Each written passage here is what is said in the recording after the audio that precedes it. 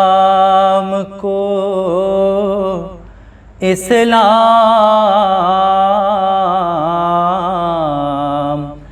بنایا حسین نے، اسلام کو اسلام بنایا حسین نے، سر دے کے دہر کفر کو ڈھایا حسین نے، حقانیت کا سیکا دلوں پر بٹھا دیا، باطل کو یوں جہاں سے مٹایا حسین نے، اسلام کو اسلام بنایا حسین نے۔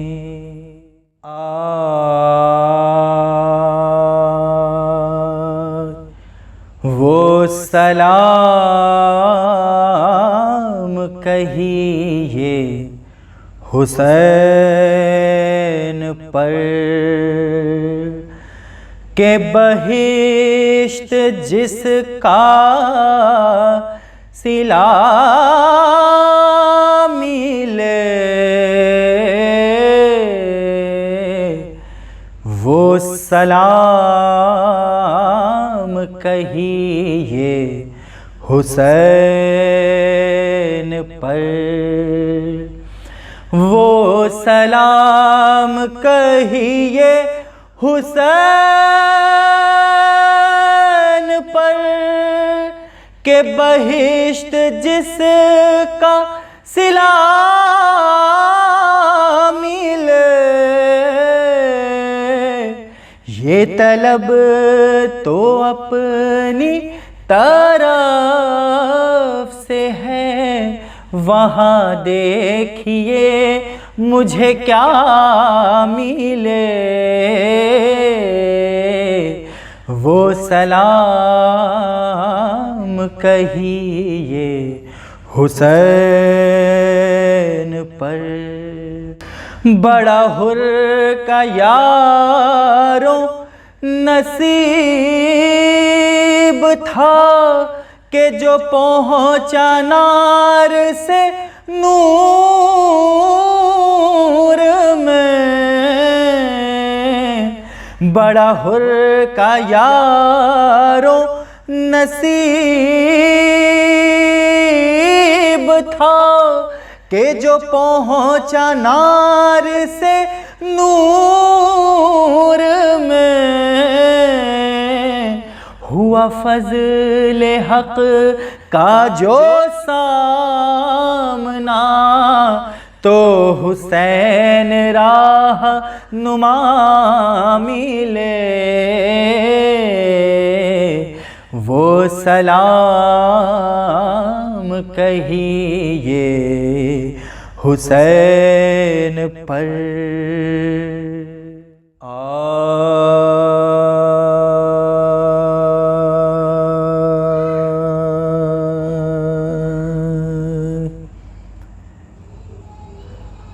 آنکھوں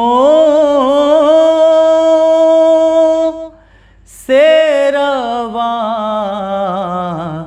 اشک کا دریا نہیں دیکھا، آنکھوں سے رواں اشک کا دریا نہیں دیکھا. ہر بچے نے جلتا ہوا خیمہ نہیں دیکھا. آنکھوں سے رواں اشک کا دریا نہیں دیکھا. یوں جیت لی عباس نے دریا پہ لڑائی. یوں جیت لی عباس نے دریا پہ لڑائی.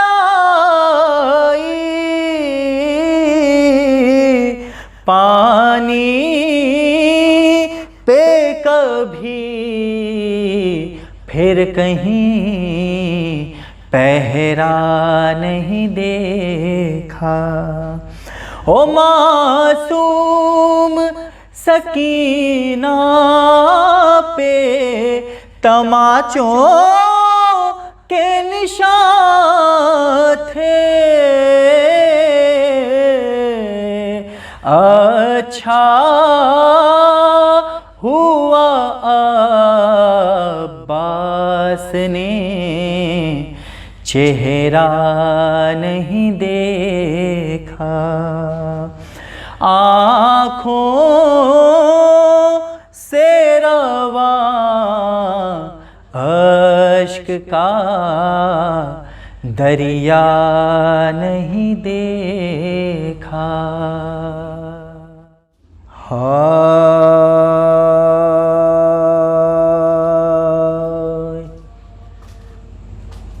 اقربا کٹ گئے جب شاہ کے باری باری. اقربا کٹ گئے جب شاہ کے باری باری. اور عدم چلنے کی اس شاہ نے کی تیاری. خیمے کا پردہ اٹھا زین اللباء ایک باری. خیمے کا پردہ اٹھا زین اللباء ایک باری. دیکھ مقتل کی طرف کرنے لگا یوں زاری. خلد کے کوچ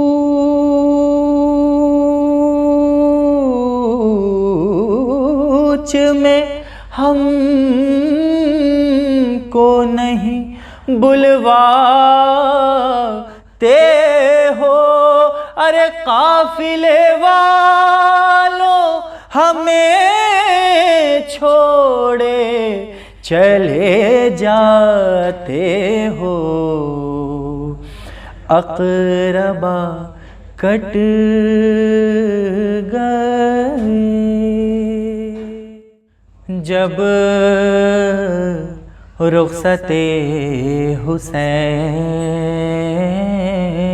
کا ہنگام آ گیا. آئے زمین پہ گھوڑے سے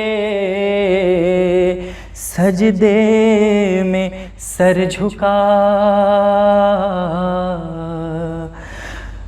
قاتل وہ آستین چڑھاتا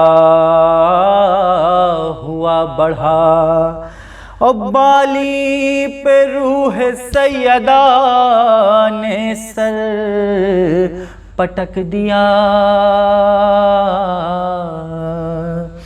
خنجر پھیرا تو ماں کا کلیجہ الٹ گیا، اور زہرا کی گود میں سرے شبیر کٹ گیا، زہرا کی گود میں سرے شبیر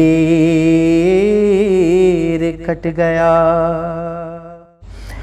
وہ جانب خیام بڑھی فوج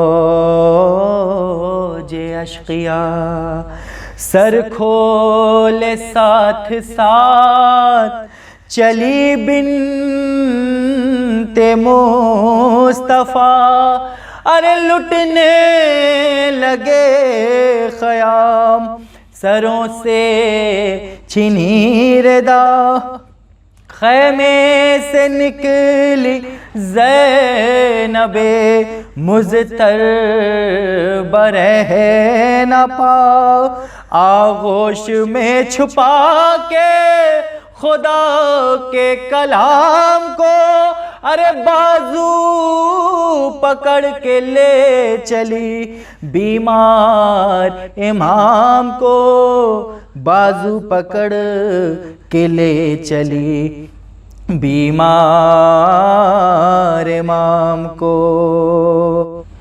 زینب چلی تھی خیمے سے جب ہو کے بےردا، ارے بیٹی کو تک رہی تھی بڑے دکھ سے سیدہ، ایک بار سوئے عالم ارواح رخ کیا، دیکھا کہ دیکھتے تھے ادھر ہی کو مصطفیٰ، روکے تھا جن کو ضبط وہ سوتے ابل پڑے، ارے دیکھا پدر کو آنکھ سے آنسو نکل پڑے، دیکھا پدر کو آنکھ سے آنسو نکل پڑے،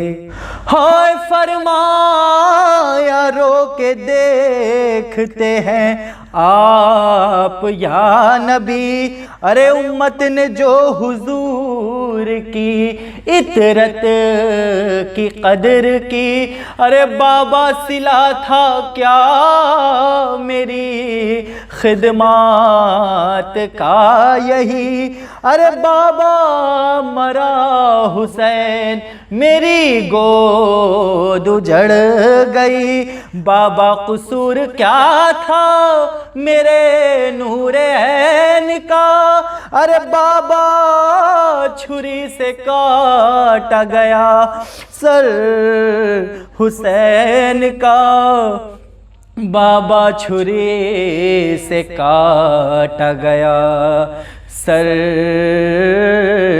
حسین کا۔ سورة الفاتحة۔ بسم اللہ الرحمن الرحیم، الحمد للہ رب العالمین، الرحمن الرحیم، مالک یوم الدین، ایاک نعبد و ایاک نستعین، اہدنا الصراط المستقیم، صراط الذین انعمت علیہم غیر المغضوب علیہم ولا الضالین۔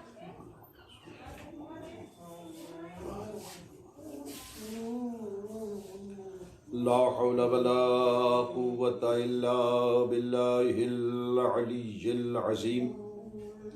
اعوذ باللہ من الشیطان اللعین الرجیم، بسم اللہ الرحمن الرحیم، الحمد للہ رب العالمین، والصلاة والسلام على أشرف الأنبياء والمرسلين وخاتم النبيين سيدنا ونبينا وشفينا طبيب نفوسنا وحبيب قلوبنا ومولانا بالقاسم محمد وعلى آله الطيبين الطاهرين المعصومين المظلومين ولعنة الله على الكاذبين. أما بعد فقد قال امام الصادق علیہ الصلاۃ والسلام بسم اللہ الرحمن الرحیم من بکا علی الحسین وابکا تباکا وجبت لہ الجنہ. صلوات پڑھیں بر محمد وآل محمد. اللہم صلی علی محمد وآل محمد. سامعین گرامی اور ناظرین ذوی الاحترام، یہ مجلس خطیب اکبر مولانا مرزا محمد اطہر صاحب طابہ سراہ اور خطیب العرفان علی جناب مولانا مرزا محمد اشفاق صاحب طابہ سراہ کے ایصال ثواب کے لیے منعقد ہے. اس لیے ناظرین گرامی سے گزارش ہے کہ ایک مرتبہ سورہ الحمد اور 3 مرتبہ سورہ توحید کی تلاوت فرما کر خطیب اکبر طابہ سراہ اور خطیب العرفان طابہ سراہ کی ارواح کو بخش دیں. بسم اللہ الرحمن الرحیم الحمدللہ رب العالمین الرحمن الرحیم مالک یوم الدین ایاک نعبد و ایاک نستعین اهدنا الصراط المستقيم صراط الذين أنعمت عليهم غير المغضوب عليهم ولا الضالين. بسم الله الرحمن الرحيم قل الله أحد الله الصمد لم يلد ولم يولد. بسم الله الرحمن الرحيم قل الله أحد الله الصمد لم يلد ولم يولد ولم يكن له كفوا أحد. بسم الله الرحمن الرحيم قل الله الصمد لم يلد ولم يولد ولم يكن له كفوا أحد.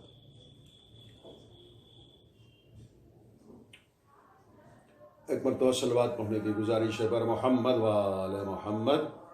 اللہم صلی علی محمد وآل محمد.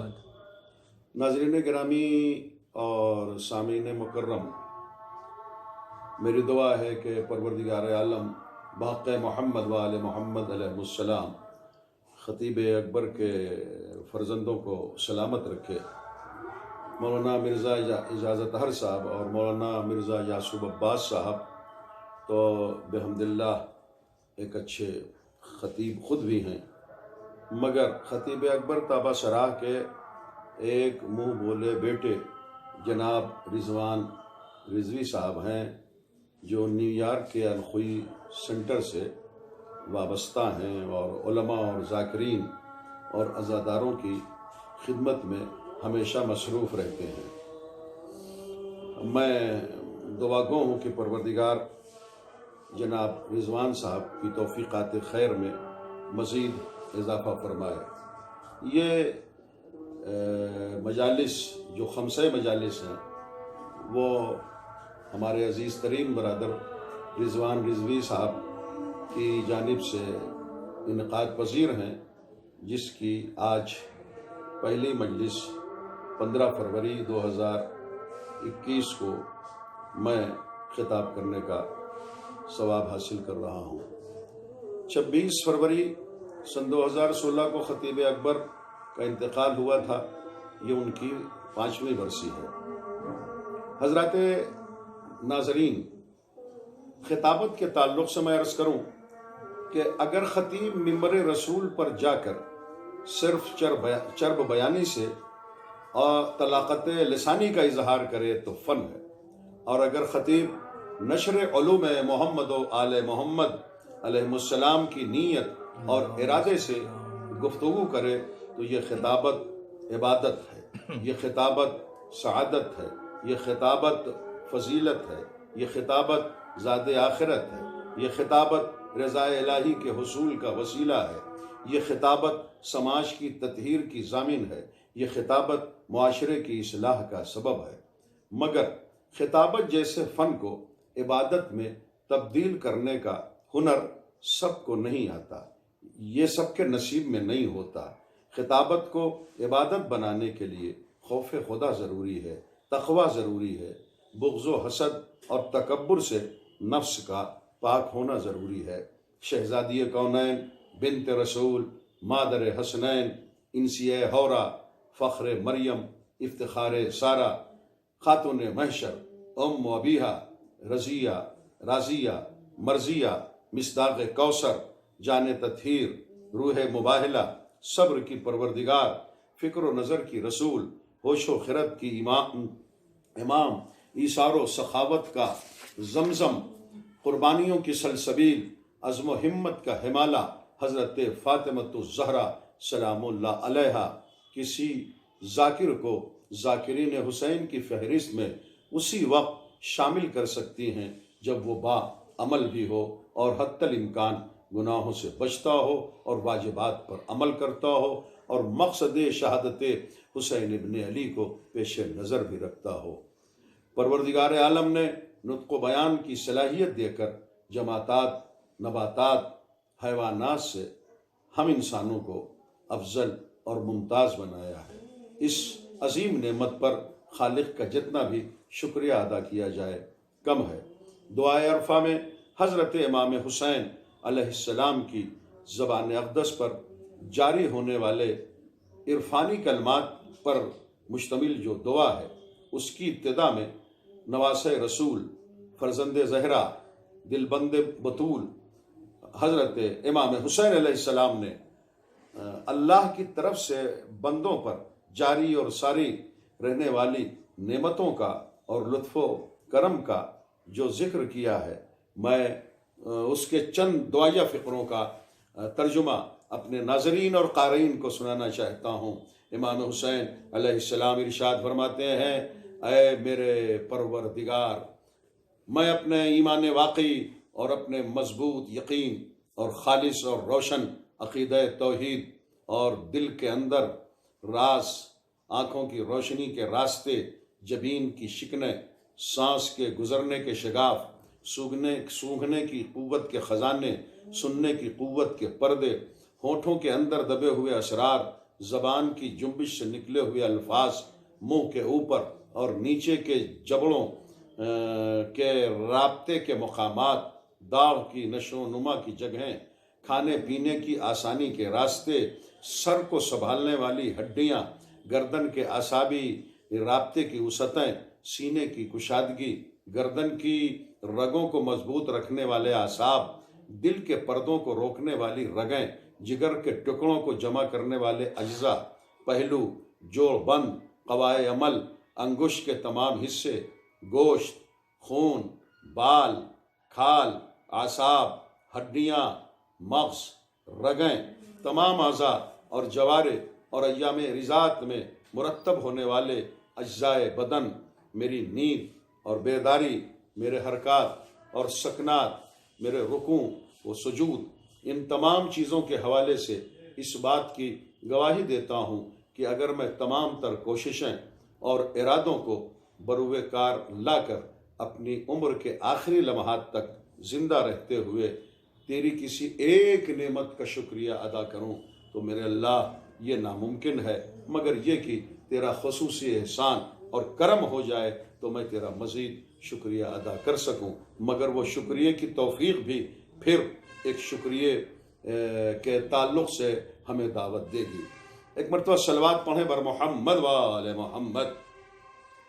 حضرات گرامی قدر، جو ذاکر حسین کا رتبہ ہے، چونکہ یہ مجلس ذاکر حسین کے ایصال ثواب کی ہے، تو ایک تو میں عرض کروں کہ ذاکر حسین کا جو مرتبہ ہے خود قول امام الصادق علیہ السلام سے واضح ہے کہ فرمایا ہمارے مولا نے، صادق علیہ محمد نے، امام ششم فرماتے ہیں کہ من بکا علی الحسین او ابکا او تباکا وجبت لہ الجنہ، یعنی جو شخص حسین پر روئے یا رلائے یا رونے والے کی صورت بنائے اس پہ جنت واجب ہے۔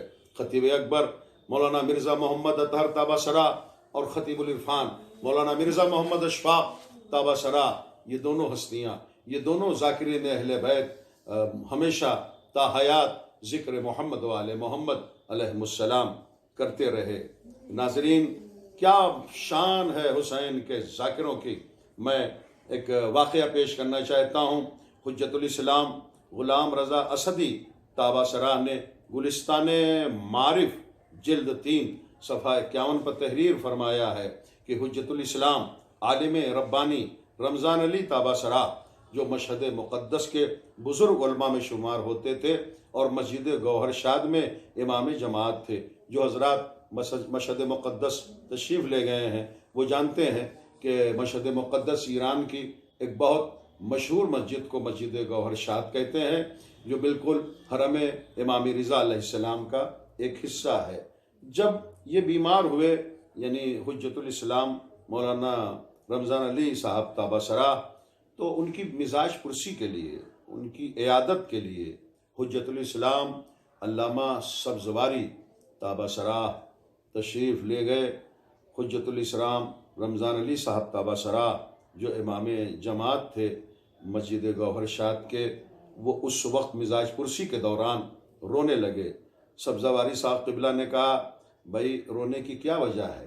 تو حجت الاسلام رمضان علی تاباسرا نے ایک خواب کا ذکر کیا کہ میں نے خواب میں دیکھا کہ حشر کا میدان ہے، نفسہ نفسی کا عالم ہے۔ میں نے خواب میں دیکھا کہ علماء کی قطار ہے جو بڑی لمبی اور طویل ہے، جس میں بڑے بڑے علماء اور مجتہدین ہیں جو اپنا اپنا حساب و کتاب دے رہے ہیں اور بہت دھیرے دھیرے جنت میں داخل ہو رہے ہیں۔ پھر میری نظر دوسری جانب ایک قطار پر پڑی جو مختصر تھی، ان کا بڑی جلدی جلدی حساب ہو رہا تھا اور بڑی جلدی جلدی داخل جنت ہو رہے تھے۔ عالم ربانی رمضان علی تاباسرا کہتے ہیں کہ میں نے پوچھا کہ یہ کن لوگوں کی قطار ہے جن کا حساب بڑی جلدی جلدی ہو جاتا ہے اور بہت تیز داخل بہشت ہو رہے ہیں؟ لوگوں نے بتایا کہ یہ ذاکرین امام حسین کی قطار ہے جو مصائب پڑھ کر رلاتے تھے۔ یہ خواب بیان کر کے حجت الاسلام رمضان علی تاباسرا رونے لگے اور کہنے لگے، ہائے کاش میں عالم ہونے کے ساتھ ساتھ ذاکر حسین ہوتا تو میدان محشر میں میرا حساب و کتاب جلدی ہو جاتا۔ ذاکر حسین ہونے کی صورت میں مجھے اور سکون ملتا۔ اس خواب کے دیکھنے کے بعد انہوں نے مجلسیں پڑھنا سیکھیں تاکہ حسین کے ذاکروں میں شمار ہو سکے۔ تو آپ سوچیں، اتنے بڑے عالم ربانی کو یہ خواب دیکھنے کے بعد حسین کا ذاکر بننے کا شوق ہوا اور پھر وہ ذکر کرتے کرتے اس دار فنا سے دار بقا کی طرف ہجرت کر گئے۔ ایک مرتبہ صلوات پڑھیں بر محمد و آل محمد، اللہم صلی علی محمد و آل محمد۔ خطیب اکبر مولانا مرزا محمد اطہر تاباسرا چونکہ ایک باعمل ذاکر اہل بیت تھے، اس لیے وہ بہترین انسان بھی تھے۔ بہترین خطیب بن جانا قدر آسان ہے، مگر بہترین انسان بننا یہ آسان نہیں ہے۔ مرزا غالب نے شاید اسی لیے کہا تھا، گرچہ دشوار ہے ہر کام کا آسان ہونا، گرچہ دشوار ہے ہر کام کا آسان ہونا، آدمی کو بھی میسر نہیں انسان ہونا۔ خطیب منبر سلونی نہج البلاغہ کے خالق، بغیر الف کے پورا خطبہ تمام کرنے والے آقا، مسند قضا بچھا دی جائے تو توریت والوں کا توریت سے، انجیل والوں کا انجیل سے، زبور والوں کا زبور سے، قرآن والوں کا قرآن سے فیصلہ کرنے والے ساری کائنات کے مولا سے جب یہ سوال ہوا، مولا یہ ارشاد فرمائیے کہ جانور اور انسان میں کیا فرق ہے، تو مولا نے ارشاد فرمایا، جو اپنے لیے جیے وہ جانور ہوتا ہے، جو دوسروں کے لیے جیے وہ انسان ہوتا ہے۔ تو بزرگان محترم، بس یہی فرق ہے جانور اور انسان میں۔ اور کون کہتا ہے کہ خطیب اکبر کو موت آ گئی؟ نہیں، وہ اب بھی زندہ ہے، اس لیے کہ موت انسان کو آتی ہے، انسانیت کو نہیں۔ موت شخص کو آتی ہے، شخصیت کو نہیں۔ موت فرد کو آتی ہے، انفرادیت کو نہیں۔ بادی النظر میں لوگ خطیب اکبر کو صرف ایک خطیب ہی سمجھتے تھے، مگر وہ صرف ایک خطیب ہی تو نہ تھے، بلکہ ایک بہترین شاعر بھی تھے، ایک بے مثل استاد بھی تھے۔ خطیب اکبر کی شاعری کا بھی کوئی جواب نہ تھا۔ وہ مختلف ممالک میں خاص کر ایام ازاں میں مسالمے کی نشستوں میں بحیثیت شاعر اپنا کلام پیش کرتے تھے۔ خطیب اکبر کا مشہور شعر ہے کہ میں کیا آواز کیسی پڑھنا کیسا، لہجہ دیکھیں اور الفاظ کی ندرت دیکھیں، مختصر سی بحر میں کتنی معنی خیز بات کہہ گئے خطیب اکبر تابا سرا۔ میں کیا آواز کیسی پڑھنا کیسا، آقا یہ شرف تیری غلامی کا ہے۔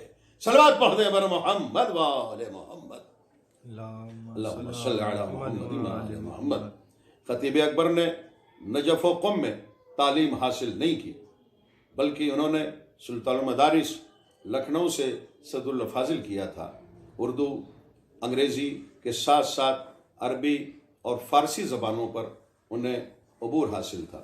وہ ایک عام سی ٹوپی ہمیشہ پہنتے رہے، مگر انہوں نے بکثرت ان صاحبان امامہ اور ان صاحبان ابا و قبا کی مجالس چہلم خطاب کی، جن کے قد و قامت کو ناپنا مجھ جیسے ہیش مداں مہدی حسن بھائی جلال پوری کے بس کی بات نہیں ہے۔ ماضی قریب میں جن علماء کی مجالس چہلم کو سرکار خطیب اکبر تابا سراہ نے خطاب فرمایا، ان میں بزرگ ترین عالم حجت الاسلام مولانا غلام حسین نجفی تابا سراہ الہ آباد، حجت الاسلام مولانا عمار حیدر صاحب تابا سراہ نوگاواں سادات، حجت الاسلام مولانا سید محمد جعفر رضوی تابا سراہ پرنسپل سلطان المدارس لکھنؤ، حجت الاسلام مولانا تقی الحیدری تابا سراہ پرنسپل وسیقہ عربی کالج، حجت الاسلام مولانا احمد حسن صاحب قبلہ تابا سراہ پرنسپل ایمانیہ عربی کالج، حجت الاسلام مولانا سید علی تابا سراہ امام جمعہ و جماعت کشمیری گیٹ دلی۔ اس کے علاوہ بھی اور دیگر علماء اور افاضل حضرات اور خطبہ کی مجالس چہلم کو خطاب کرتے رہے۔ خطیب اکبر تابا سراہ کو بحیثیت ذاکر حسین جو بلندی اور کمال نصیب ہوا، وہ ذرا کم ہی کسی خطیب اور ذاکر کو نصیب ہوتا ہے۔ 23 سال کی عمر سے 81 سال 81 کی ایج تک تقریباً 58 سال یعنی 58 ایئر تک مغل مسجد بمبئی میں عشرہ محرم الحرام خطاب فرماتے رہے۔ جب 50 سال مکمل ہوئے تھے تو لمکا بک ریکارڈ میں خطیب اکبر تابا سراہ کا نام شامل کر لیا گیا۔ عشرہ محرم کے لیے مختلف ممالک سے آفر ہوئے، مگر انہوں نے کبھی اس سے سمجھوتا نہیں کیا۔ بمبئی میں خطیب اکبر کی مجالس کو خواجہ حضرات، بورے حضرات، گورنمنٹ کی انتظامیہ کے افراد، سیاسی لیڈران بھی غور سے سنتے تھے۔ چنانچہ سن 2002 میں مغل مسجد کے عشرے کے عنوان کو بڑی دلچسپی سے سنا گیا اور اس کا ٹاپک تھا اسلام اور دہشت گردی۔ اس عشرے کی بعض مجالس کو بال ٹھاکرے جیسے سخت گیر لیڈر نے سن کر بیان دیا تھا کہ مرزا طاہر صاحب کے بیان سے واضح ہو گیا کہ اسلام اور شیعت کا دہشت گردی سے کوئی تعلق نہیں ہے۔ ایک صلوات پڑھیں بر محمد وآل محمد۔ اسلام اور دہشت گردی والا عشرہ کتابی شکل میں موجود ہے۔ اس کے ماں سوا دیگر حساس عناوین پر مشتمل عشرے آج کتابی شکل میں موجود ہیں، جیسے خاندان رسالت، جیسے غدیر سے کربلا تک، جیسے حسین وارث انبیاء، جیسے حسین فرزند مصطفیٰ وغیرہ وغیرہ۔ یہ بات اظہر من الشمس ہے کہ مذہب اہل بیت اور شیعت کا دار و مدار 3 چیزوں پر ہے۔ پہلی چیز ولایت ہے، دوسری چیز عزاداری ہے، تیسری چیز مرجعیت ہے۔ خطیب اکبر تابا سراہ نے ان تینوں موضوعات پر مسلسل مجالس خطاب فرمائی ہیں۔ خطیب اکبر کی ایک کلپ جو یوٹیوب پر اور واٹس ایپ پر دیکھی جا سکتی ہے کہ وہ پڑھتے ہوئے یہ نظر آ رہے ہیں کہ بعض لوگ کہہ دیتے ہیں کہ ہم مرجع ورجا کو نہیں مانتے اور نہ ان کی تقلید کرتے ہیں، بلکہ ہم براہ راست امام کی تقلید کرتے ہیں۔ انہیں ذرا عقل کے ناخن لینا چاہیے کہ تقلید ہمیشہ مرجعی کی ہو سکتی ہے، امام کی تقلید نہیں ہوتی، امام کی اطاعت ہوتی ہے، اس لیے کہ مرجع فتویٰ دیتا ہے، امام حکم دیتا ہے، حکم کی اطاعت ہوتی ہے، حکم کی تقلید نہیں ہوتی۔ ایک صلوات پڑھیں بر محمد وآل محمد۔ اور پھر اسی طرح ولایت جو اسلام کی روح اور جان ہے، اس پہ خطیب اکبر تبصرہ مسلسل خطاب فرماتے رہتے تھے۔ آپ ذرا ملاحظہ فرمائیں کہ نجف ہند جوگی پورا کی سالانہ مجالس میں وہ مسلسل شرکت کرتے تھے اور ایک مجلس ضرور خطاب فرماتے تھے۔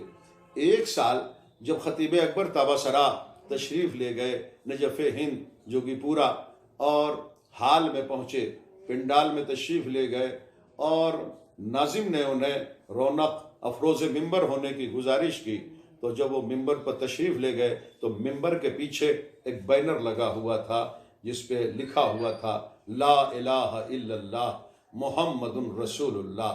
خطیب اکبر نے خطبہ تمام کرنے کے بعد فوراً یہ کہا کہ یہ جو میرے ممبر کے پیچھے بینر لگا ہوا ہے اس پہ صرف لا الہ الا اللہ محمد رسول اللہ لکھا ہوا ہے۔ حیرت ہے کہ 1400 سال سے ہم نے جس علی ولی اللہ کے لیے اتنی قربانیاں دی ہیں اور اتنا زیادہ ہم نے اس میں اپنی جان مال کی بازی لگا دی ہے، اس کو آج بینر میں کیوں نہیں شامل کیا گیا؟ اتنا کہنا ہی تھا کہ نعرے لگنے لگے، نعرے حیدری، نعرے صلوات، اور مختلف طرح سے ان کی حوصلہ افزائی کی گئی، اور اس طرح انہوں نے یہ ثابت کر دیا کہ بغیر ولایت علی و اولاد علی شیعت نامکمل ہے۔ ایک صلوات پڑھیں بر محمد و آل محمد۔ اور پھر عزادارو تیسری چیز ناظرین کرام جو عزاداری ہے، مرجعیت اور ولایت اور عزاداری۔ عزاداری پر تو ان کی کثرت سے تقریریں ہیں، پوری دنیا میں وہ عزاداری کے موضوع پر مسلسل بولتے تھے، اور اگر کسی طرح کا بھی کوئی اعتراض کرتا تھا تو وہ بلا خوف لومۃ لائم فوراً اس اعتراض کا جواب دیتے تھے۔ بلکہ وہ ہر سال تحفظ عزاداری کانفرنس بھی کرتے تھے، جس میں میں بعض کانفرنس میں شریک ہوا ہوں۔ ایک سال سلطان المدارس لکھنؤ میں بھی تحفظ عزاداری کانفرنس خطیب اکبر تبصرہ نے فرمائی تھی۔ اور ایک سب سے بڑا تر امتیاز اور شرف خطیب آل محمد کو یہ کہنا چاہیے کہ حاصل ہوا کہ وہ ایک سچے اور پکے محب اہل بیت تھے۔ ان کے محب اہل بیت ہونے میں کہیں سے کوئی پہلو تشنا نہیں تھا، بلکہ اہل بیت کی محبت میں وہ حد تمام اور کمال تک پہنچے ہوئے تھے، اور یہ ایک مومن کا شرف ہے۔ آیہ مودت قرآن مجید میں موجود ہے، اللہ کا ارشاد قل لا اسألکم علیہ اجرا الا المودۃ فی القربى۔ اے میرے حبیب تم کہہ دو اپنی امت سے کہ رسالت کا اجر کچھ نہیں چاہیے مجھے، مگر بس یہ کہ میری رسالت کا اجر یہ ہے کہ تم میرے اہل بیت سے محبت کرو، مودت کرو۔ علامہ جلال الدین سیوطی کی تفسیر ہے تفسیر در منصور۔ ناظرین گرامی، یہاں سے آپ خصوصی توجہ فرمائیں کہ وہ یہ لکھتے ہیں علامہ جلال الدین سیوطی تفسیر در منصور میں کہ جب آیت نازل ہوئی قل لا اسألکم علیہ اجرا الا المودۃ فی القربى، تو نبی نے 12 حدیثیں ارشاد فرمائیں، اور ان 12 حدیثوں میں سے 9 حدیثیں اہل بیت کے محب کی شان پر مشتمل ہیں۔ محب اہل بیت کا کیا درجہ ہے، کیا مرتبہ ہے، کیا فضیلت ہے، محب اہل بیت کی کیا شان ہے، اسے اس رسول نے پیش کیا کہ جو کہتا وہی ہے، جو وہی ہوتی ہے، جس کے عصمت تکلم پر خدا نے وہی کے پہرے لگا دیے ہیں، وہ ذمہ دار پیغمبر جسے خدا نے عقل اول بنایا، قلم اول قرار دیا، روح اول قرار دیا، نقش اول قرار دیا، وہ رسول کہ جو 1,30,999 نبیوں کا افتخار ہے، وہ رسول جو فخر موجودات ہے، وہ رسول کہ جو باعث تخلیق کائنات ہے، وہ رسول کہ جس کے زلفوں کے پیچ و خم میں مسائل کائنات کا حل ہے، وہ رسول کہ جس کی پیشانی کی سلوٹیں نور کا دریا ہیں، وہ رسول کہ جس کی آنکھوں کی سرخ لکیریں صراط مستقیم ہیں۔ اتنا ذمہ دار پیغمبر یہ کہہ رہا ہے کہ سورہ والنجم، قرآن مجید کا سورہ نمبر 53، اس میں ارشاد ہوا والنجم اذا ہوا ما ضل صاحبکم وما غوا وما ينطق عن الہوا ان ہوا الا وحی یوحی۔ اس ان آیات کا ترجمہ یہ ہے کہ پروردگار عالم نے قسم کھائی ہے اور قسم کھا کے یہ ارشاد فرمایا میرا رسول میری وحی کے مطابق تکلم کرتا ہے۔ تو وہ جو اشارہ قدرت پہ بولے اس رسول نے، اس محمد عربی نے، اس ختمی مرتبت حضرت محمد مصطفیٰ صلی اللہ علیہ وآلہ وسلم، اللہم صلی علی محمد وآل محمد نے آیہ مودت کے نازل ہونے کے بعد 12 حدیثیں ارشاد فرمائی ہیں۔ ارشاد فرمایا من ماتا علی حب آل محمد ماتا تائبا، دیکھو جو آل محمد کی محبت میں مر جائے وہ توبہ کیا ہوا مرتا ہے۔ اور پھر نبی نے ارشاد فرمایا من ماتا علی حب آل محمد ماتا مستکمل الایمان، جو بھی آل محمد کی محبت میں مر جائے وہ کامل الایمان مرتا ہے۔ یہ حدیثیں جو ناظرین کرام کی خدمت میں گزارش کر رہا ہوں اور سامعین مکرم سماعت فرما رہے ہیں، ان حدیثوں سے ہر محب اہل بیت کا درجہ سمجھ میں آتا ہے۔ اور پھر خطیب اکبر تابہ سرا کہ رگ و پے میں محبت اہل بیت کا خون دوڑ رہا تھا، اور اندازہ کیجیے ان حدیثوں کی روشنی میں خود ان کی کیا شان تھی، یا خطیب العرفان مولانا مرزا محمد اشفاق صاحب کا کیا مرتبہ تھا محب اہل بیت ہونے کی حیثیت سے۔ وہ اپنی جگہ کہ وہ بہترین شاعر تھے، بہترین ادیب تھے، بہترین صاحب قلم تھے، بہترین خطیب تھے، لیکن وہ جو محب اہل بیت ہونے کا درجہ شرف ہے وہ تو سارے شرف اور فضیلت و کمال پر بھاری ہو جاتا ہے۔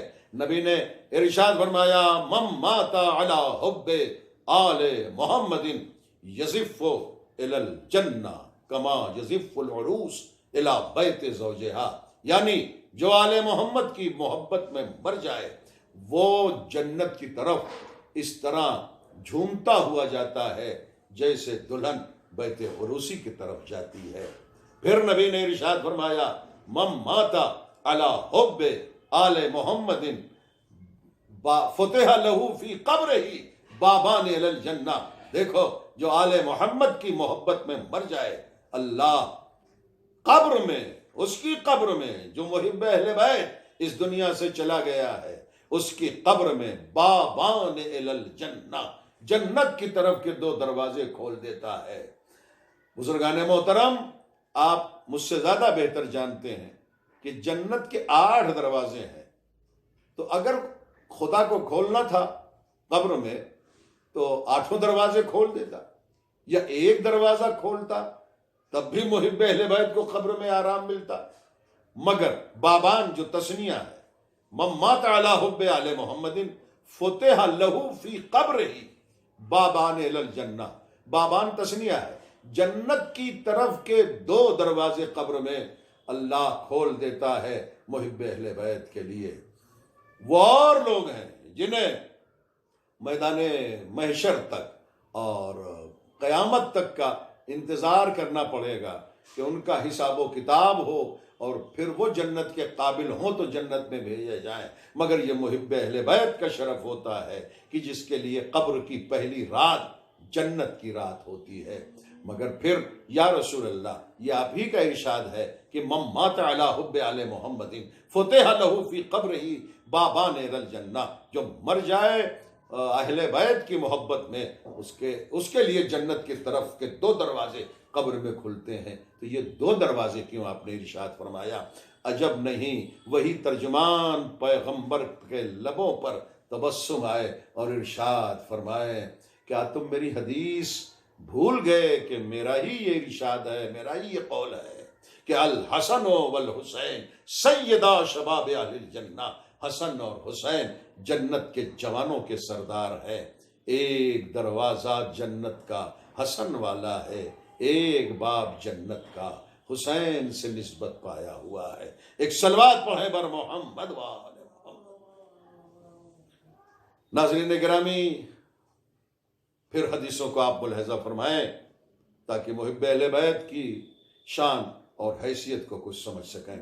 ارشاد فرمایا نبی نے ختمی مرتبت نے کہ من ماتا علی حب آل محمد بشرہ ملک الموت بالجنہ ثم منکر و نکیر. دیکھو جو بھی آل محمد کی محبت میں مر جائے اس کا شرف یہ ہے کہ پہلے تو موت کا فرشتہ ہی اسے جنت کی بشارت دیتا ہے. ثم منکر و نکیر، اور پھر قبر میں جو منکر و نکیر آتے ہیں وہ بھی جنت کی بشارت دیتے ہیں. اسی لیے ہر قبر میں آنے والے منکر و نکیر کے نام سے تعبیر ہوتے ہیں.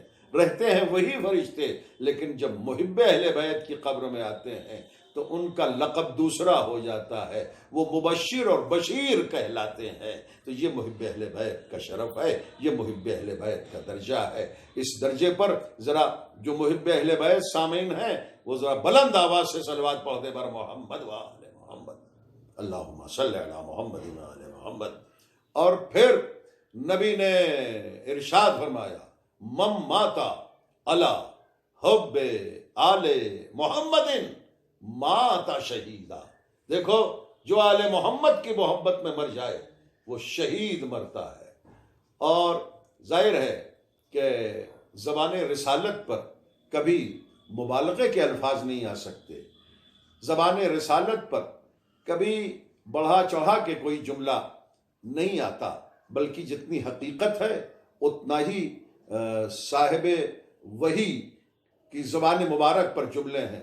تو جب نبی نے کہہ دیا کہ آل محمد کی محبت میں جو بھی مر جائے وہ شہید مرتا ہے، تو اب ظاہر ہے کہ آج جو ایصال ثواب کی یہ مجلسیں ہو رہی ہیں، جو خمسہ محترم رضوان صاحب کر رہے ہیں، وہ چونکہ شہید ہیں خطیب اکبر تابہ سرا اور خطیب العرفان تابہ سرا، اس لیے یہ ثواب ان کی بارگاہ میں پہنچ رہا ہے. اور اس ثواب کو، مجلس کے ثواب کو، محمد و آل محمد علیہ السلام کے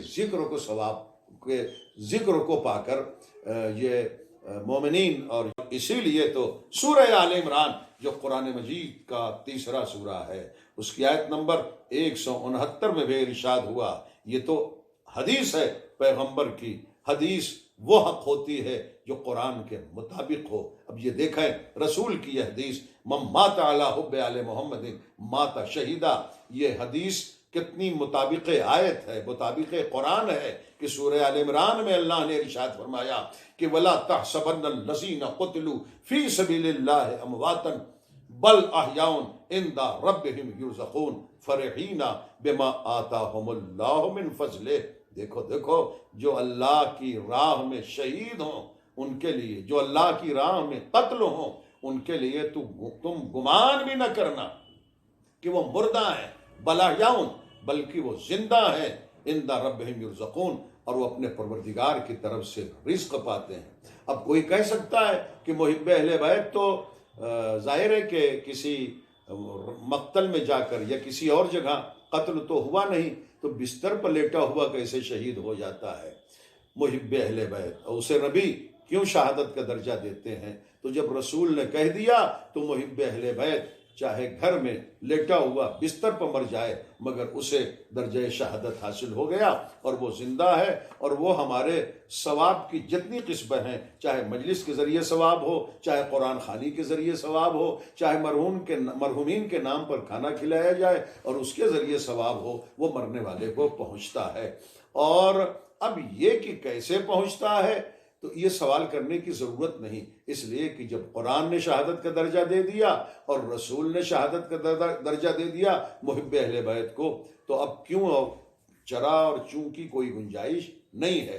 لیکن چلیں، آپ اگر افہام و تفہیم کے لیے یہ سمجھنا چاہتے ہیں تو سورہ صافات قرآن مجید کا 37واں سورہ، ان کی آیات کو ملاحظہ فرمائیں کہ بسم اللہ الرحمن الرحیم فلما بلغ معه السعي قال يا بني اني ارى في المنام اني اذبحك فانظر ماذا ترى قال يا ابت افعل ما تؤمر ستجدني ان شاء الله من الصابرين فلما اسلم وتله للجبين وناديناه ان يا ابراهيم قد صدقت الرؤيا ان كذلك نجزي المحسنين ان هذا له البلاء المبين وفديناه بذبح عظيم۔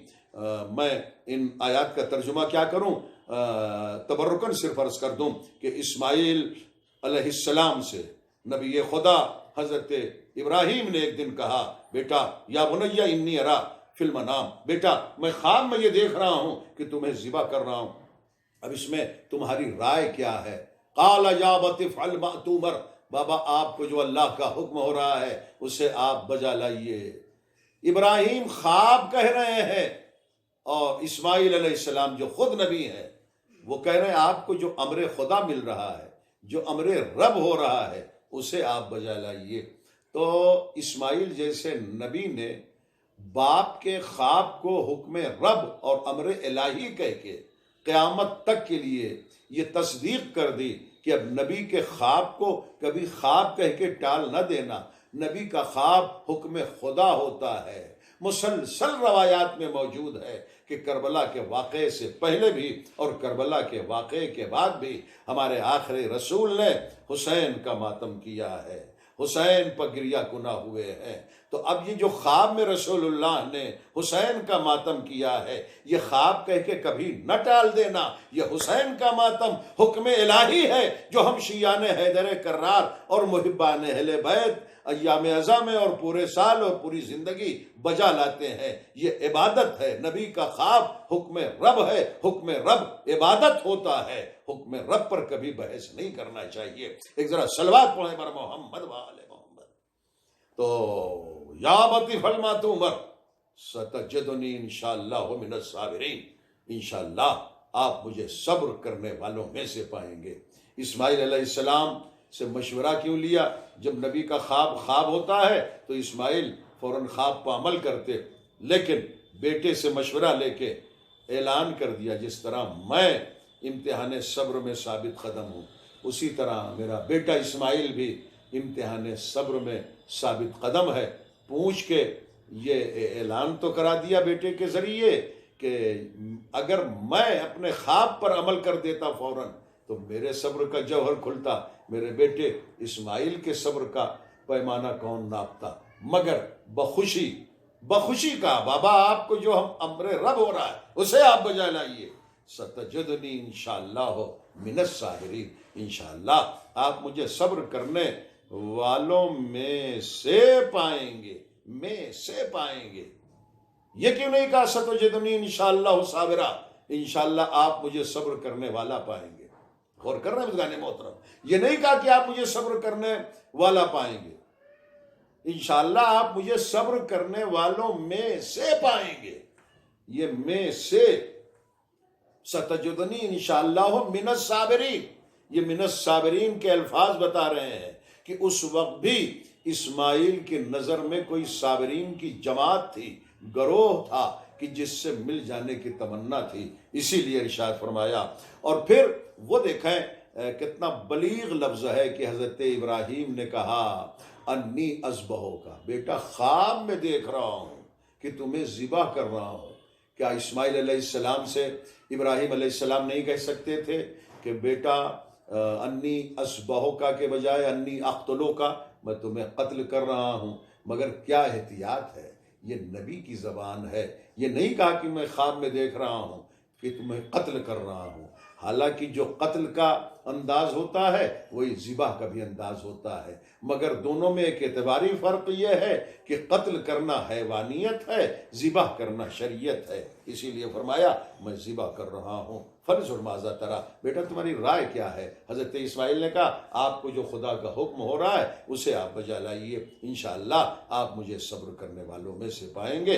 فلما اسلما، جب دونوں باپ بیٹے حکم خدا پر راضی ہو گئے، اور پھر اسماعیل نے حضرت ابراہیم اپنے بابا کے خواب کی تکمیل کے لیے منا کے میدان میں اس کی خوشنودی کے خاطر لیٹ جانا قبول کیا، تو حضرت ابراہیم نے اپنے بابا کے اشارے کو سمجھا اور ابراہیم علیہ السلام نے آنکھ پر پٹی باندھی اور بیٹے کی گردن پر چھری رکھی، مگر ایک مرتبہ قدرت کا فیصلہ تبدیل ہوا اور پھر یہ فیصلہ ہوا کہ اب یہ قربانی ذبح عظیم میں تبدیل ہوتی ہے، اور پھر اسی 10 ذی الحجہ کو میدان منا میں دمبا آیا اور حضرت اسماعیل بچ گئے۔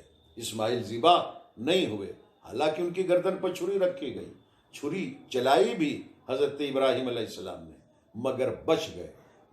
بچ جانے کے باوجود بھی اسماعیل علیہ السلام کو ذبیح اللہ کہتے ہیں، یعنی ذبیح قتیل کے وزن پر ہے، جو قتل ہو جائے اسے قتیل کہتے ہیں، جو ذبح ہو چکا ہو اسے ذبیح کہتے ہیں۔ تو جب بچ گئے اسماعیل تو ذبیح اللہ کیوں کہے جاتے ہیں؟ ساری دنیا کے مسلمان بہت ہی بلا تکلف کہتے ہیں، شیعہ، سنی، وہابی، دیوبندی، بریلوی، نجدی، حجازی، زیدیہ، مہدیہ، اسماعیلیہ، شافعی، مالکی، حنبلی، دیوبندی، بریلوی، ہندوستان کا مسلمان، پاکستان کا، مصر کا، سعودیہ کا، ہر جگہ کا مسلمان اسماعیل ذبیح اللہ۔ ارے بھائی جب بچ گئے تو ذبیح اللہ کیوں؟ کا ذبیح اللہ اس لیے ہے کہ ٹھیک ہے بچ تو ضرور گئے، مگر باپ اسماعیل کی بھی نیت تھی کہ میں اپنے بیٹوں کو ذبح کر دوں، اسماعیل کی بھی نیت تھی میں ذبح ہو جاؤں، خدا بچا لے تو اس میں اسماعیل کیا کریں، ابراہیم کیا کریں؟ اللہ جزا دیتا ہے نیت پر، اللہ جزا دیتا ہے ارادے پر۔ وہ اسی طرح ہم نے جب اہل بیت کی محبت اپنے دل میں بسا لی، گزار لی، تو ہم بھی تیار رہے کہ کوئی ہمارا سر جدا کر دے ہمارے جسم سے، مگر ہم اہل بیت کی محبت دل سے نہیں نکالیں گے۔ اب ہم کیا کریں؟ کوئی حجاج نہیں آتا سامنے، ہم کیا کریں؟ کوئی متوکل نہیں سامنے آتا، مگر جس طرح نیت اور ارادے کی بنیاد پر اسماعیل بچ کے بھی ذبیح اللہ ہے، اسی طرح بستر پر لیٹا ہوا محب اہل بیت مر جاتا ہے، وہ کسی مقتل میں نہیں جاتا، مگر نیت اور ارادے قربانی کی وجہ سے محب اہل بیت شہید کہا جاتا ہے۔ اور اسی لیے رسول نے کہا من ماتا علی حب آل محمد ماتا شہیدہ۔ ایک صلوات کی گزارش ہے پر محمد و آل اللہم صلی علی محمد و آل محمد۔ اور حضرات سامعین اور ناظرین، حدیثیں اور بھی آگے ہیں، من ماتا علی حب آل محمد ماتا علی السنہ والجماعہ۔ جو آل محمد کی محبت میں مر جائے وہ نبی کی سنت پر عمل کرتا ہے۔ نبی کی سب سے بڑی سنت تھی اہل بیت سے محبت کرنا، علی سے محبت کرنا، فاطمہ سے محبت کرنا، حسنین علیہ السلام سے محبت کرنا۔ تو اب جو بھی اہل بیت سے محبت کرے وہ گویا سنت رسول پر عمل کر رہا ہے۔ تو یہ تو مثبت حدیثیں تھیں، اور نبی نے 3 حدیثیں منفی بھی ارشاد فرمائی ہیں اسی سلسلے سے۔ فرمایا من مات علی بغض آل محمد ماتا کافرہ۔ دیکھو جو آل محمد کا بغض دل میں رکھ کے مر جائے وہ کافر مرتا ہے، جو بھی آل محمد کا بغض دل میں رکھ کے مر جائے وہ کافر مرتا ہے۔ تو اب جو بھی مر جائے، تو پھر جو بھی مر جائے، چاہے آج کا ہو چاہے 1400 برس پہلے کا ہو، اگر بغض اہل بیت دل میں رکھ کے مر گیا وہ کافر مر گیا، اور جو کافر مر گیا اس کے لیے قطعی یہ سزاوار نہیں ہے کہ اسے رضی اللہ کہا جائے، یا اسے رحمت اللہ کہا جائے، یا اسے ذل سبحانی کہا جائے، اس لیے کہ جب وہ کافر ہے زبان پیغمبر کے تحت تو پھر اس کے لیے یہ سارے القاب بیکار ہیں۔ اور پھر نبی نے ارشاد فرمایا من مات علی بغض آل محمد لم یشم رائحۃ الجنہ۔ دیکھو جو آل محمد کا بغض دل میں رکھ کے مر جائے وہ جنت کی بو بھی نہیں سونگھ سکتا۔ اور پھر نبی نے ارشاد فرمایا من مات علی بغض آل محمد جا یوم القیامت مکتوب بین عینیہ من آیس من رحمت اللہ۔ جو آل محمد کا بغض دل میں رکھ کے مر جائے اس کی پیشانی پر لکھا ہوگا میدان محشر میں بروز حشر کہ یہ سب سے زیادہ خدا کی رحمت سے دور ہے۔ تو بہت خوش قسمت ہوتا ہے وہ کہ جو اہل بیت کی محبت کو سینے سے لگائے رہے اور اس دنیا سے چلا جائے۔ تو پھر اس سے بڑا نہ کوئی صاحب دولت ہے، نہ کوئی اس سے بڑا صاحب ثروت ہے۔ اور بس ناظرین گرامی، میں عرض کروں آپ کی خدمت میں کہ یہ خطبہ خطیب العرفان اور بالخصوص خطیب اکبر مولانا مرزا محمد اطہر تاباسرا زندگی بھر کم و بیش 58 سال تک تو مغل مسجد کے ممبر سے اور یوں بھی ابتدائی عمر سے وہ ذکر محمد والے محمد علیہ السلام کرتے رہے اور اس ذکر کے صدقے میں جہاں انہوں نے بارشاد امام ششم اپنے لیے جنت کو واجب قرار دے دیا، وہیں انہوں نے سماج کی تطہیر کی، حقوق اہل بیت کی وکالت کرتے رہے اور پوری زندگی وہ منبر رسول پر ذکر حسین کر کے مصائب کربلا بیان کر کے رلاتے رہے۔ اور بڑا اثر تھا ان کے بیان میں، وہ زیادہ تر نفسیاتی مصائب پڑھتے تھے، مصائب زیادہ طولانی نہیں ہوتا تھا مگر بے پناہ گریہ ہوتا تھا۔ بالخصوص وہ ہر ایک کا مصائب عجیب درد سے پڑھتے تھے، عجیب کرب سے پڑھتے تھے، مگر جب امام حسین علیہ السلام کی شہادت کو پڑھتے تھے تو پھر عجیب ولولہ رہتا تھا، عجیب جذبہ رہتا تھا۔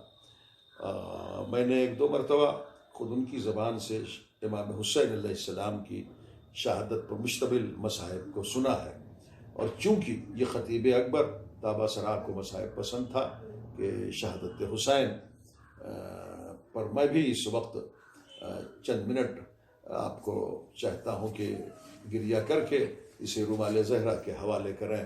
رونے والوں اور سوگواروں، کربلا میں زہرا کا بھرا گھر اجڑ گیا۔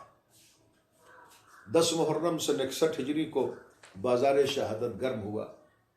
کبھی اصحاب کے بعد انصار کی باری آئی اور اس کے بعد بنی ہاشم کی باری آئی، کبھی اون محمد آئے، کبھی قاسم آئے، کبھی علی اکبر آئے، اور جناب عباس علیہ السلام سکینہ کے لیے پانی کی خاطر آئے، پانی بھرا لے کے چلے، داہنا ہاتھ کٹ گیا، بائیں ہاتھ میں علم تھا، دوبارہ وہ بھی ہاتھ کٹ گیا، پھر مشق کا تسمہ دانتوں میں دبایا، ہربولا نے تیر چلا کے مشکیزے کا سارا پانی بہا دیا، ایک گرز پیشانی پر لگا، ام البنین کا لاڈلہ، علی کی تمنا، سکینہ کا سقہ، شہزادی زینب اور دیگر بیویوں کے پردے کا محافظ، ہاشمی غیرت کا پاسدار، حسین کا قوت بازو،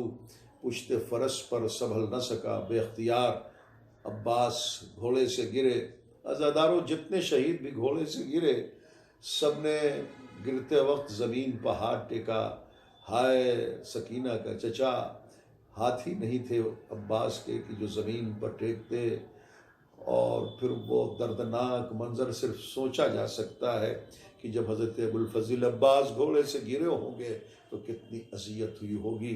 بہرحال جب سب کا خاتمہ ہو گیا تو اب خود حسین ابن علی آئے سجد سجاد کے پاس رخصت آخر کے لیے، اور جب تشریف لائے ہیں تو تنہا نہیں آئے ہیں بلکہ شہزادی زینب کو ساتھ لیا۔ سید سجاد اس وقت غش میں تھے، حسین زمین پر بیٹھے، اپنے بیٹے کے سر کو اپنے زانوں پر رکھا، زانوں پر رکھ کر سوکھی ہوئی آنکھوں سے حسین روئے تو 1-2 قطرے جب بیٹے کے چہرے پر پڑے تو ایک مرتبہ آنکھ کھولی سجاد نے اور کہا تم کون ہو؟ کہا بیٹا میری غربت کی انتہا یہ ہے کہ تم باپ کو نہیں پہچان رہے ہو؟ سید سجاد نے کہا بابا معاف کیجئے گا، کیسے پہچانتا؟ اس لیے کہ آپ کے سر کے بال سفید ہو گئے، آپ کا چہرہ خون سے رنگین ہے، آپ کا جسم تیروں میں چھپا ہوا ہے۔ کہا بیٹا یہ جو خون ہے نا یہ تمہارے بھیا علی اصغر کا ہے۔ آسمان کی طرف اچھالنا چاہا، آسمان نے قبول نہیں کیا، زمین کی طرف پھینکنا چاہا، زمین نے قبول نہیں کیا، تو میں نے اپنے چہرے کو مل لیا۔ اے میرے لال سجاد، میں اسی طرح میدان محشر میں رسول اللہ کے سامنے اپنے نانا کے سامنے حاضری دوں گا۔ اے بیٹا سجاد، میں بھی اب مرنے کے لیے جا رہا ہوں، مردوں میں یا تم بچے ہو یا میں، لیکن اب میں بھی جا رہا ہوں مقتل میں۔ میں تمہارے پاس رخصت آخر کے لیے آیا ہوں، اسرار امامت تعلیم کرنے کے لیے آیا ہوں۔ میرے لال سجاد وصیتیں سن لو۔ بیٹا سجاد خیمے جلیں گے، صبر کرنا۔ میرے لال سجاد دیکھو تازیانے لگیں گے، صبر کرنا بیٹا سجاد۔ اور ایک خاص وصیت یہ ہے کہ جب شام کے قید خانے سے چھوٹ کر مدینے جانا تو میرے شیعوں کو میرا سلام کہہ دینا، اور کہہ دینا کہ جب کبھی ٹھنڈا پانی پینا تو حسین غریب کی پیاس کو یاد کر لینا۔ ہاں رونے والوں، ہاں سامعین گرامی اور ناظرین گرامی، وہ لمحہ بڑا قیامت کا تھا کہ جب بیٹے سے رخصت ہو رہے تھے حسین، اور رخصت ہو کے آئے خیمے کے در پر، اور چاہتے ہیں کہ مرتجز نامی گھوڑے پر سوار ہوں اور سوار ہو کے مقتل میں جائیں۔ جو حضرات کربلائے معلیٰ جا چکے ہیں وہ یہ جانتے ہیں کہ خیمہ گاہ سے مقتل ذرا فاصلے پر ہے، اور حسین مقتل سے ذرا کافی فاصلے پر تھے، اور مرتجز کی پشت پر سوار ہو کے حسین کو مقتل میں آنا تھا۔ مگر غربت کا عالم یہ ہے کہ کوئی سوار کرنے والا نہ تھا۔ حسین نے ایک مرتبہ آواز دی، بیٹا اکبر آؤ بوڑھے باپ کو سوار کرو۔ کہاں ہو عباس؟ حسین اکیلا کھڑا ہے، آؤ سوار کرو۔ ہاں کوئی سوار کرنے والا نہ تھا حسین غریب کو، مگر زینب جیسی بہن تھی کہ بھیا اپنی اس غربت پر نہ رو، ابھی تو بہن زندہ ہے۔ زینب نے سوار کیا حسین ابن علی کو۔ خدائے سخن میر انیس علی اللہ مقامہ کہتے ہیں کہ نہ آسرا تھا کوئی شاہ کربلائی کو، نہ آسرا تھا کوئی شاہ کربلائی کو، فقط بہن نے کیا تھا سوار بھائی کو۔ سوار ہوئے حسین اور اب گھوڑے کو مہمیز کر رہے ہیں مقتل میں جانے کے لیے، مگر مرتجز ہے کہ وہ آگے نہیں بڑھ رہا ہے۔ ایک مرتبہ رسول کے نواسے نے اپنے دونوں ہاتھ گھوڑے کی گردن میں ڈال دی، جھک گئے اور روتے ہوئے کہا اسپِ وفادار، اب اس کے بعد حسین تجھ پہ سوار نہ ہوگا، اب اس کے بعد حسین تجھے زحمت نہ دے گا۔ بس یہ سن کر گھوڑے نے اپنی گردن جھکائی۔ حسین سمجھے کہ گھوڑا کیا کہہ رہا ہے۔ حسین نے اب جو جھک کے دیکھا تو قیامت کا منظر دیکھا کہ سینے پر سونے والی بیٹی سموں سے لپٹی ہوئی ہے۔ ہاں عزادارو حسین نے کہا کہ بیٹی میں تجھ سے رخصت ہو چکا، اب خیمے میں واپس جا۔ سکینہ نے کہا بابا کہاں جا رہے ہو؟ کہاں جا رہے ہیں بابا؟ کہا بیٹی میں مقتل میں جا رہا ہوں۔ کہا بابا کیوں جا رہے ہیں؟ تسلی دیتے ہوئے حسین نے کہا بیٹی پیاسی ہے نا؟ بابا بہت پیاسی ہوں، بہت پیاسی ہے بیٹی۔ کہا بیٹی تو مجھے جانے دے، شاید دریا تک پہنچ کے کچھ تیرے لیے پانی لے آؤں۔ سکینہ کا حوصلہ دیکھیں، بابا پانی لینے کے لیے نہ جاؤ، اس لیے کہ میرا چچا بھی یہی کہہ کے گیا تھا مگر دریا سے واپس نہ آیا۔ اے بابا اب میں پیاس کا شکوہ بھی نہیں کروں گی مگر پانی لینے کے لیے نہ جاؤ۔ مگر جس حسین نے مدینے سے چلتے وقت علی اصغر کے کان میں کچھ کہا تھا تو وہ اصغر کہ جس نے بہن کی گود چھوڑنا گوارا نہیں کیا تھا، لیکن حسین کے کچھ ایسے کلمات تھے کہ جسے سن کر علی اصغر نے بہن کی گود چھوڑ دی تھی۔ آج اسی حسین ابن علی علیہ السلام نے اپنی بیٹی سے بھی کچھ کہا، 4 سال کی زہرا سے بھی کچھ کہا۔ اب سکینہ کہتی ہے بابا بیٹی قطعی نہیں روکے گی، بابا اب مقتل میں جاؤ، مگر اے میرے اچھے بابا، اے میرے پیارے بابا، ذرا مقتل میں جانے سے پہلے گھوڑے سے اتر آؤ۔ حسین گھوڑے سے اتر آئے، کہا بابا گھوڑے سے اترے ہو تو ذرا بیٹھ بھی جاؤ۔ حسین بیٹھ گئے، سکینہ نے ننھے ننھے ہاتھ جوڑے، بابا بیٹھ گئے ہو تو ذرا جلتی زمین پر لیٹ جاؤ۔ بیٹی کی خاطر زہرا کا لال 72 جنازے اٹھانے والا 57 برس کا ضعیف جلتی زمین پر لیٹ گیا۔ سکینہ نے پھر ننھے ننھے ہاتھ جوڑے، بابا آخری بار اپنے سینے سے لگا لو بابا۔ ہاں عزادارو، حسین نے اپنے سینے سے لگایا سکینہ کو اور پھر کہنے لگے بیٹی سکینہ تماچے لگیں گے مگر صبر کرنا، بیٹی سکینہ پشپ تازیانے لگیں گے مگر بد دعا نہ کرنا، تمہارے کانوں سے گوہر چھینے جائیں گے مگر بیٹی سکینہ صبر کرنا، اے بیٹی سکینہ یتیم ہو جائے گی مگر اس کا زیادہ احساس نہ کرنا۔ بس جیسے ہی لفظ یتیم سنا پہلی مرتبہ تو ایک مرتبہ چونک کے اٹھی سکینہ، بابا یتیم کسے کہتے ہیں؟ کہ بیٹی جس کا باپ مر جاتا ہے اسے یتیم کہتے ہیں۔ اے میری لاڈلی جب شمر تماچے مارے گا تب تم جانو گی کہ یتیم کسے کہتے ہیں۔ اے میری بیٹی سکینہ جب پشپ شمر تازیانے مارے گا تب تم جانو گی کہ یتیم کسے کہتے ہیں۔ بہرحال عزادارو حسین کے سینے پر سکینہ ہے، اور اب ایک مرتبہ حسین نے کہا بیٹی وعدے کو پورا کرنے دے، خیمے میں واپس جا۔ سکینہ حسین کے سینے سے اتری، حسین مقتل کی طرف بڑھے، سکینہ خیمے کی طرف بڑھی، ابھی 2 گام سکینہ خیمے کی طرف بڑھی تھی، بابا بابا ذرا رک جاؤ۔ حسین رک گئے، بیٹی کیا بات ہے سکینہ؟ کہا بابا میں ہمیشہ آپ کے سینے پر سوتی تھی، اے میرے اچھے بابا اب جو رات آئے گی شام غریباں میں کس کے سینے پر سوؤں گی بابا؟ کہا بیٹی سکینہ تم ماں کے پاس سونا۔ بابا ماں کے پاس تو بھیا اصغر سوتا ہے۔ نہیں بیٹی سکینہ آج سے طریقہ بدل جائے گا، اصغر مقتل میں میرے پاس سوئے گا، تم ماں کے پاس سونا۔ ٹھیک ہے بابا جاؤ، مگر بیٹی کا فیصلہ سن لو کہ نیند آئے گی جب آپ کی بو پاؤں گی بابا، نیند آئے گی جب آپ کی بو پاؤں گی بابا، میں رات میں مقتل میں چلی آؤں گی بابا۔ سیعلم الذین ظلموا ای منقلب ینقلبون۔ یا اللہ اس مجلس عزائے سید الشہداء کے صدقے میں ہمارے گناہوں کو معاف فرما، ہم سب کی توبہ کو قبول فرما۔ یا اللہ جو بیمار ہیں انہیں شفائے کاملہ اور عاجلہ عطا فرما۔ ہمارے مراجع کرام بالخصوص خامنئی صاحب، آیت اللہ العظمیٰ سیستانی صاحب کو شر عادہ سے حفاظت فرما، پوری انسانیت کو کووڈ-19 کے قہر سے اور اس مرض سے حفاظت فرما۔ کریم اور رحیم معبودنی واسطوں کے صدقے سے خطیب اکبر مرزا محمد اطہر طابہ سرا اور خطیب العرفان مولانا اشفاق صاحب کے درجات کو بہت بلند فرما، ان کی اولاد کو زیادہ زیادہ ایصال ثواب کی توفیق عطا فرما۔ ہمارے محترم برادر رضوان رضوی صاحب کی توفیقات میں مزید اضافہ فرما اور ان کو صحت و سلامتی عطا فرما۔ یا اللہ انہی واسطوں کے صدقے سے ذکر محمد و آل محمد علیہم السلام کرتے رہنے کے لیے تمام خطبہ کو ذاکرین کو صحت و سلامتی عطا فرما۔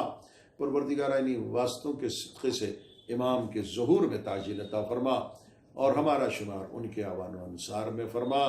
وآخر دعوانا الحمد للہ رب العالمین۔ اللہم تقبل منا انکا انت السمیع العلیم۔ پھر ناظرین کرام سے گزارش ہے کہ 1 مرتبہ سورہ الحمد، 3 مرتبہ سورہ توحید کی تلاوت فرما کر خطیب اکبر مولانا مرزا محمد اطہر صاحب طابہ سرا اور خطیب العرفان مولانا مرزا محمد اشفاق صاحب طابہ سرا کی ارواح کو محمد و آل محمد علیہ السلام پر صلوات پڑھ کر بخش دیں۔ بسم اللہ الرحمن الرحیم، الحمدللہ رب العالمین، الرحمن الرحیم، مالک یوم الدین، ایاک نعبد و ایاک نستعین، اہدنا الصراط المستقیم، صراط الذین أنعمت عليهم غير المغضوب عليهم ولا الضالين. بسم الله الرحمن الرحيم. قل هو الله أحد الله الصمد لم يلد ولم يولد ولم يكن له كفوا أحد. بسم الله الرحمن الرحيم. قل هو الله أحد الله الصمد لم يلد ولم يولد ولم يكن له كفوا أحد. بسم الله الرحمن الرحيم. قل هو الله أحد الله الصمد لم يلد ولم